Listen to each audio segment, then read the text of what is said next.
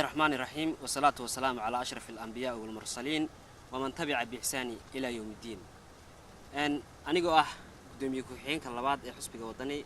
الدلوينها شرملكا وحن دوني يا مانتا إنا كهدلو الرمار دورة ugu horeyn waxaan aad iyo aad ugu mahad celinayaa dadweynihii haldoorka Soomaaliland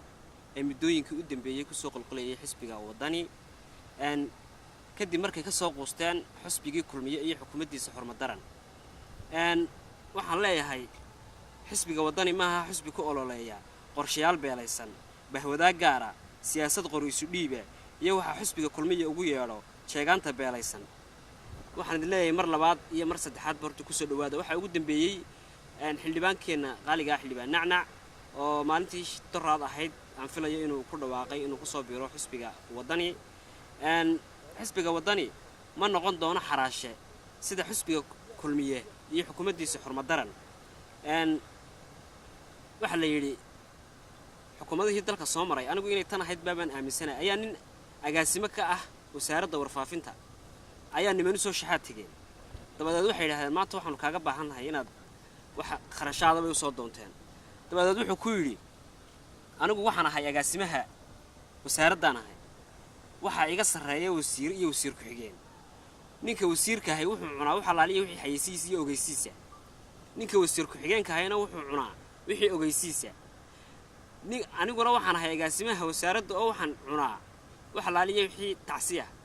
marka maalinta ay tacsiyo timaadaydu ilaacada ka maqashaan 10 qof baa dhintay isoo doona maalinta shaahina wada siinayay taa waxa ka dhigan xukuumadda kulmiye ee wasiiradii ayna waxaynaan hore u aqoon aynan u arki jirin horta xukuumadda nimka ka taagan halkee mid hore uga aragteen xukuumadii hore miya hore uga aragtay wasiiradiisu jawaabaya ma inaan arag wasiir media iska haysta ma inaan arag wasiiradnimo meel gaar oo sameystay oo leeyahay adiguna halkaasaan isticmaalana halkaasaan cunaa ma inaan arag oo waliba lagu faanayo oo ay caan ka yihiin xukuumadeena xisbiga kulmiye waxaan xasuustaa magaalada Berbera gobolka Saaxil waxa saddex nin baa ugu cadcadaan jiray xisbiga kulmiye berigii xukuumadii udub inkastoo aan ugu beriga xukuumadii udub ahaa waxa la yiri ilaahay naxariistii jannaha ka waraabiye mid wuxuu ahaa Cabdir Kidaare waxaan xasuustaa isagoo gobolka Saaxil oo xisbiga kulmiye xaaraan ka yahay hatta la sameeyay in aan waxaan ku raacday dawaarlayaasha magaalada aan hal calan looga tiri jirin xisbiga kulmiye